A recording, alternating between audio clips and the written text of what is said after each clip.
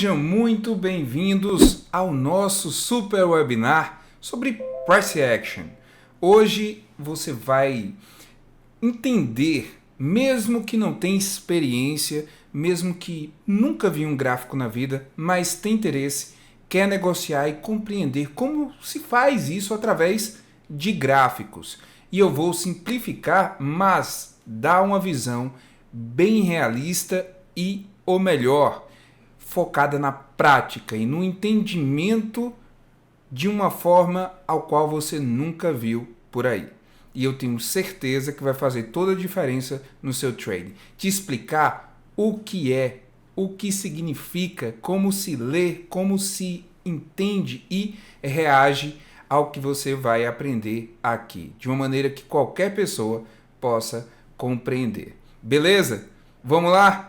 Então, vem comigo que eu vou ser o seu guia no Price Action e lhe tornar um mestre no Price Action, mesmo com pouca experiência. O objetivo é você sair daqui já tendo condições de fazer suas primeiras operações. De uma maneira simples, fácil e honesta, você vai aprender aqui. Vamos lá! Nós temos que compreender o que é o Price Action e a importância de entender o comportamento do mercado. O Price Action, como o nome ele já entrega tudo, Price Action. Então o Price Action ele é a ação do preço, ou seja, o que significa a ação do preço? É o comportamento do preço, é como o preço age e reage, tá? E antes de tudo é importante você compreender que o mercado financeiro se resume em duas coisas. É tão interessante porque existem tantas terminologias, existem o grafiquês, que muitas vezes afasta as pessoas e torna um pouco inacessível a linguagem gráfica, que é muito simples. Porque o mercado financeiro como um todo se resume em duas coisas: oferta e demanda. Então, o que é o Price Action ou a ação do preço? Eu vou dar um exemplo para você. Imagine que eu tenho uma mercearia, e você vai comprar café na minha mercearia. Só que vai você e 3 amigos comprar o mesmo café. Chega os 3 na mesma hora, vocês vêm juntos e eu só tenho um café. E o café é R$15. Qual a maneira justa, já que todos chegaram na mesma hora, qual é a maneira meritocrática de eu escolher uma pessoa para vender o café sem ninguém ficar com raiva? Através de lances. É assim o mercado. Então, eu abro um lance a partir de 15. Quem dá mais? Aí um diz, eu dou 16. Aí o outro diz, eu dou 17. Aí o terceiro diz, eu dou 18. Aí o primeiro lá fala, eu dou 20. Ou seja, a partir do momento que quebrou a resistência dos 15, que era o preço, iniciou o lance. Qual o valor do café? Depende até onde vai a demanda por ele. Ou seja, eu ofertei pouco café, a demanda era 3 vezes maior do que o café que eu ofertei. Resultado disso, o preço já está em lances de R$25 e indo. Então o valor em si do produto ele vai se basear na força da demanda. Ele vai aumentar até a demanda chegar no ponto que, olha, mais de 30 eu não compro. Aí quem deu o lance mais alto vai levar, porque ninguém vai dar um lance mais alto do que esse. Vocês compreenderam? Ou seja, é muito simples. Existem várias métricas para se compreender qual é o preço justo, né, de um produto, qual é o preço justo de um ativo, qual é o preço justo. Existem várias linguagens, seja nos fundamentos, seja para compreender isso. Só que é importante que você entenda que o preço justo é aquele preço ao qual a demanda ela repousa. Ou seja, a demanda ela chega em um patamar que ela diz, mais que isso aqui eu não pago. Fica naquilo. E aí quando recua a demanda, e a demanda diz, 30 tá barato, aí começa a regredir. Então 29 tá bom para você? Não, 28 tá bom para você? Aí a oferta está excedendo a demanda. Ou seja, o mercado financeiro como um todo é só isso.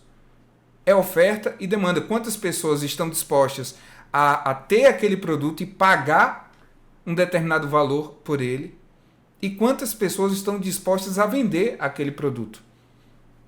E esse produto que eu estou falando é ações, moeda, o que seja.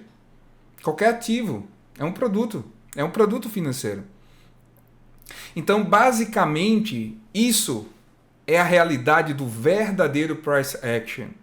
Existem várias terminologias, existem um grafiquez extenso, mas na realidade, para você fazer boas operações coerentes, corretas, que você entenda o que você está fazendo, você precisa entender muito bem, em detalhes, a oferta e demanda. O preço sobe, resumindo, o preço sobe quando a demanda excede a oferta.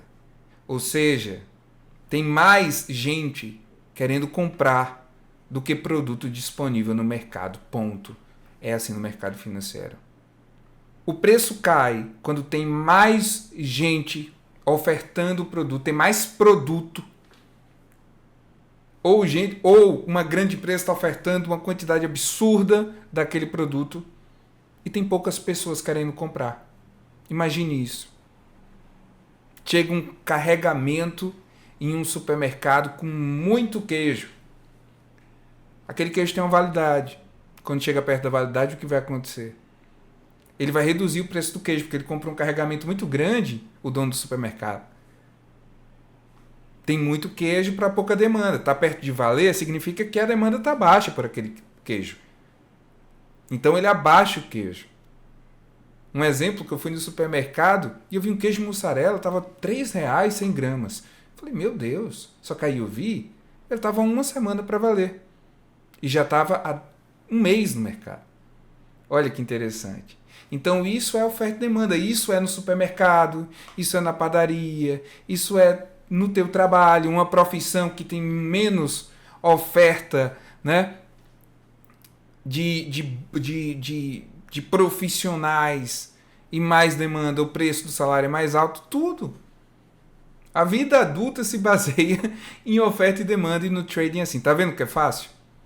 A gente vai vasculhar isso no gráfico com uma profundidade muito legal no gráfico, para você entender. Por isso que eu vou ser rápido na explicação teórica, para a gente focar no gráfico e você entender no gráfico como fazer suas operações, que esse é o objetivo, né? Mas eu queria ensinar e fazer você compreender, você que não tem conhecimento sobre o assunto, entender que ele não é difícil e que ele é algo mais acessível e está mais presente no seu cotidiano do que você pensa. Fundamentos do price action, né? Tendências de mercado, suportes e resistências, níveis-chave. Esse é o comum, é o costumeiro, é o base. As tendências, exatamente o exemplo do café que eu dei, né? Os lances. Um deu 16, o outro deu 17, o terceiro deu 18 e assim foi subindo. Patamares de preço cada vez maiores, tendência de alta. E o que é tendência? É porque se o preço está subindo, basicamente a chance dele continuar subindo é maior do que ele retroceder. Para ele retroceder tem que acontecer o quê? Um evento, que é alguém desistir de pagar mais. Mas enquanto ninguém desistiu de pagar mais, ele vai continuar subindo. E a probabilidade maior que ele continue subindo. O nome disso, gente, é tendência. Que é o que está acontecendo, inclusive, com o azeite aqui no Brasil. Não é? O azeite está subindo muito de preço. Por quê? Porque tem muita gente que tem já essa cultura culinária, esse hábito de consumir o azeite, e tem pouco azeite no mercado. O preço do azeite está ficando muito caro, está o dobro do que estava há algum tempo atrás. Exatamente por conta dessa dinâmica dos preços. O mercado financeiro não é diferente disso. Então, quando um objeto está em movimento, é a tendência, ele tende a continuar em movimento. Olha, um pouquinho de física também. Pois é. Então, para você ver que isso é simples, é algo muito natural, o mercado financeiro, muito mais do que a gente imagina. Tendências de mercado eu acabei de explicar. Suportes e resistências, eu vou explicar exatamente naquela dinâmica do café. Quando a gente estava ali no lance do café, um deu 16, outro deu 17, deu 18, chegou no patamar, vamos colocar aí de 25, que ninguém deu mais lance nenhum. E foi vendido, ou seja, a resistência, o limite psicológico ali é 25. Então isso a gente chama de resistência, tá? Ou também pode ser compreendida, dependendo do seu contexto, eu vou explicar isso, como região de oferta. Ao mesmo tempo, um suporte seria o oposto. Tem muito café e pouca pessoa querendo comprar. E tá chegando perto da validade. Aquele exemplo até que eu dei do queijo, pode servir, né? Tá chegando perto de vai passar da validade o queijo. E tem que vender esse estoque antes, né? Porque senão ele vai para o lixo. Então o que acontece? O supermercado faz o quê? Uma promoção. Porque tem muito queijo, né? Tem muita oferta para pouca demanda, senão ele não estava perto do prazo de validade, de ficar podre. Entenderam? Então o preço é caindo. Ele era naturalmente, o preço normal era 12, aí ninguém quis, chegando perto da validade, aí ele caiu para 10. Aí ninguém quis, ele caiu para 5. Ninguém quis, ele caiu para 3. Acho que foi R$ 2,99 que eu comprei. Ele caiu para R$ 2,99 e ali todo mundo comprou. Então ali era um suporte, foi o máximo que ele conseguiu ir em termos de patamares mais baixos. Ali ele parou de cair. Ali a demanda equilibrou. Ou seja, quando bateu em 3, a demanda veio. Então ali foi um limite. 3 foi simplesmente o limite psicológico para ativar a demanda. Olha que interessante. Então, certamente, essas pessoas elas vão consumir o produto, vão gostar do produto, e o que vai acontecer depois? Elas vão querer voltar e comprar de novo, só que aí ele vai estar valendo um pouco mais, 6. Aí depois ele vai estar, se a demanda continuar quente, ele vai para 9, 10, 12, até voltar ao preço. Então, esse suporte de preço, onde ativa a demanda, cria-se, então, a tendência, neste caso, até ela encontrar uma resistência, uma oferta no limite de preço também. Olha que simples. Legal? Então, isso é o conceito de suportes e resistências, limites psicológicos, tanto para baixa como para alta. E os níveis-chave é o que eu chamo de zonas de negociação. Você não pode operar a esmo no mercado. Você tem que operar em regiões em que ativa-se a vontade de adquirir, o mercado ativa a vontade de adquirir aquele produto, ou a partir daquela região o mercado começa a despejar mais aquele produto e o preço vai simplesmente de maneira mais aguda degringolando. Então, os níveis chaves são o que eu chamo de zonas de negociação. Os lugares ideais são marcos.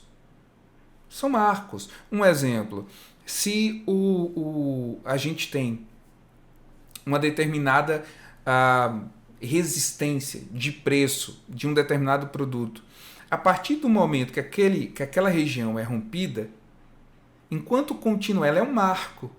Enquanto continuar a demanda, ela vai seguir. Então ali, aquela resistência anterior de preço, que passou 3 meses ali, que não passava dos 25, um exemplo. Quando passa, a tendência é ele escalar, o preço escalar, tá? Até encontrar em algum patamar um limite para a demanda. Um limite, até a demanda vai esfriando e aí vem a oferta em excesso que acaba gerando queda dos preços. Então, espero que vocês consigam entender corretamente. O nível-chave é exatamente esses pontos de ruptura comportamental, que é o melhor lugar para você comprar, porque são, ou vender, porque são locais onde você vai ter defesa, tá? Para o seu stop, que é algo muito importante. Padrões no price action. Então, você tem, como eu falei anteriormente, você tem gráficos, o gráfico de candle, que é o principal para ler o preço. Aí você tem de padrões de continuação, padrões de reversão, estruturas de mercado e o volume. Tudo isso pode ser compreendido, tá, através do entendimento de oferta e demanda, como eu vou mostrar para vocês no gráfico.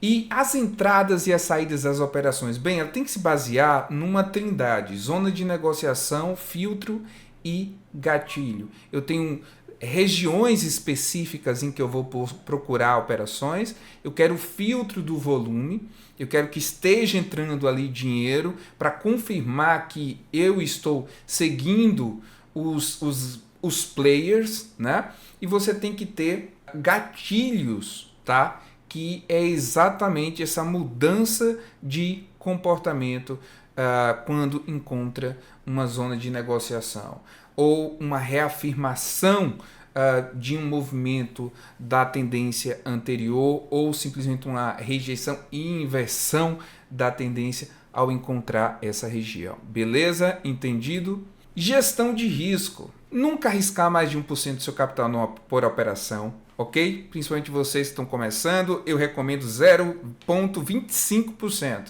Eu gosto de 0,50%, mas 0,25% para quem está começando é o ideal. Nunca, jamais por operações ser de 1%.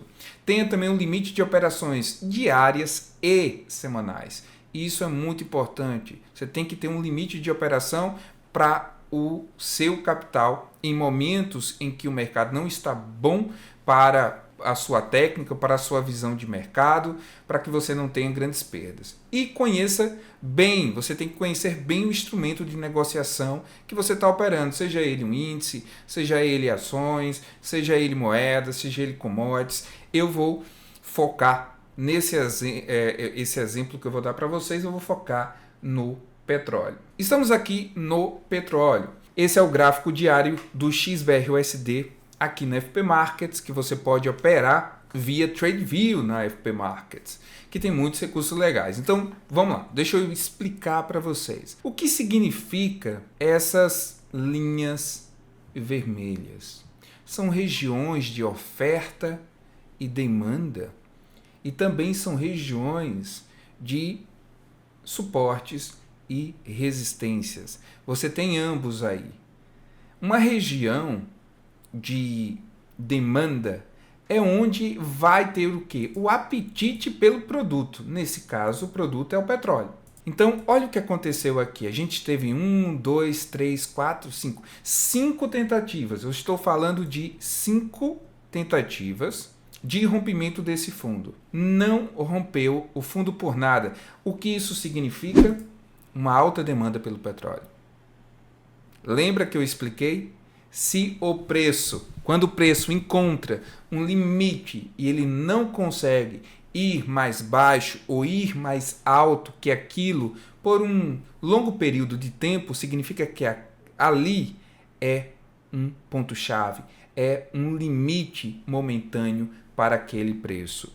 E quando você tem uma demanda crescente, e essa demanda foi sendo ativada gradativamente pela quantidade de tentativas de romper esse fundo, que foram 5 vezes. Então, a gente tem aqui 1, 2, 3, 4 e 5 aqui, essa maior. Então, o que acontece com o preço nessa circunstância? Ele começa a reagir à demanda, ela começa a se tornar mais ambiciosa. Vai tomando mais, comprando mais petróleo,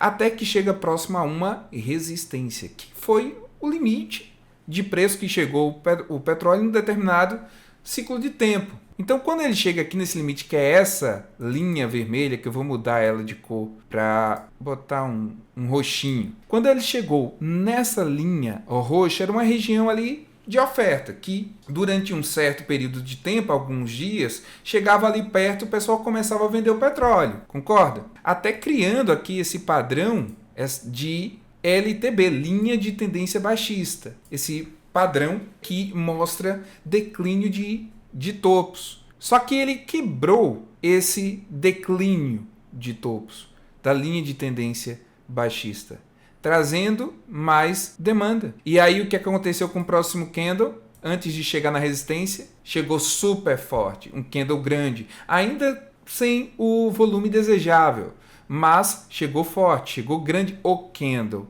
E aí o próximo candle sentiu, testou, botou o pé na água, testou a resistência e consecutivamente tivemos um rompimento, um breakout. E aí quando a gente tem um breakout dessa região que o preço estava simplesmente reagindo contrário à valorização do petróleo. Chegava nessa região, o pessoal começava a vender. Chegava nessa região, é uma região o quê? De oferta.